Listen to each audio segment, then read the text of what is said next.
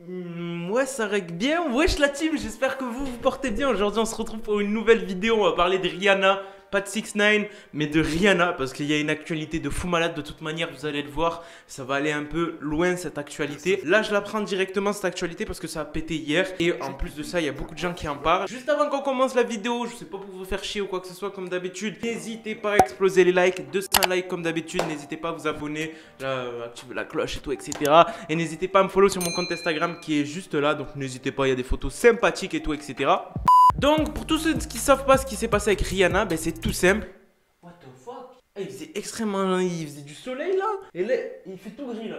Donc pour ceux qui ne savent pas ce qui s'est passé avec Rihanna, ben c'est tout simple. En fait, Rihanna, elle a une marque de lingerie, tout simplement. Et elle a fait un défilé sur cette marque de lingerie. Je vais vous mettre quelques petites previews là. La marque de lingerie, il me semble qu'elle s'appelle Savage X Fenty. Donc c'est une marque de lingerie tout simplement pour femmes. Et on peut voir plusieurs filles et femmes en train de défiler avec sa lingerie et tout, etc.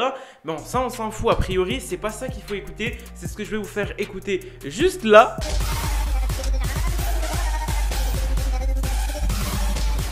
Donc petite preview que je vous ai fait écouter, c'est tout simplement ça qui a créé une grosse polémique autour de Rihanna. C'est que tout simplement, elle a utilisé une musique qui remixe un hadith. Un hadith, pour ceux qui ne savent pas, c'est un texte religieux coranique, donc qu'on retrouve sur le Coran. Et ce hadith en question, il y a des personnes qui l'ont retrouvé. Et vous savez ce que ça fait? Ça fait ça. C'est pas que ça fait ça, mais ça donne ça. L'heure n'arrivera qu'après la disparition du savoir religieux, la multiplication des tremblements de terre, le rapprochement du temps, le temps passe vite, l'apparition des épreuves, la multiplication des troubles entraînant beaucoup de victimes et la richesse sera abondante. Ça vous fait pas flipper la team? Moi en fait c'est le hadith qui me fait flipper et derrière ce défilé, derrière tout ça. Mais en fait là où les gens ont pété un câble, c'est que elle a utilisé une instrumentale, une musique qui remixe un hadith. D'ailleurs ce n'est pas parce qu'il y a beaucoup de gens qui pensent que c'est Rihanna qui a repris cette musique et qui a fait en sorte qu'on la remixe, alors que pas du tout. C'est une musique de cet artiste là que je vais vous citer. C'est la musique de Coucou Chloé qui s'appelle Doom.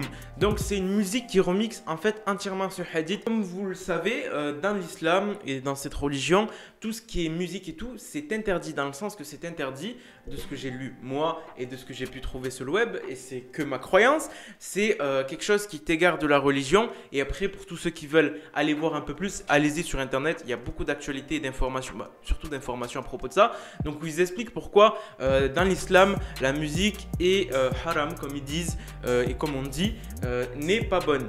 Et en plus de ça, ils ont pris un hadith, ils l'ont remixé en musique, et c'est ça qui a fait péter un câble à tous les musulmans de France, ce qui est compréhensible parce que la plupart des gens ont été touchés par ça et ont trouvé que c'était vraiment irrespectueux de faire ça. Faut pas remettre la faute entièrement sur Rihanna, faut remettre la faute sur les DA, les directeurs artistiques qui ont voulu utiliser cette musique, et surtout la personne qui a remixé cette musique, parce que je pense qu'il y a beaucoup de gens qui font l'amalgame, ils pensent que c'est Rihanna en fait qui a pris cette musique, qui l'ont remixée, alors comme je vous ai dit, c'est la musique de Coucou Chloé Doom. Donc en fait, tout simplement, elle a utilisé ça pour faire son défilé, et c'est ça qui a fait polémique. D'autant plus que le texte, le hadith, il fait extrêmement flipper parce que c'est un hadith qui est annonciateur de la fin du monde. Donc, en fait, tout simplement de la fin de l'existence humaine, parce que si vous lisez ça, c'est quand même... Donc, ça fait extrêmement flipper. Après, je pense que c'était plus dans la stratégie marketing des DA de Rihanna pour la marque, parce qu'il faut savoir que la marque n'est pas gérée que par Rihanna. C'est Rihanna qui a créé la marque, mais il y a des directeurs artistiques, il y a des gens du marketing et tout, etc. qui bossent autour. C'est une grosse équipe, c'est une marque, Nike si vous préférez.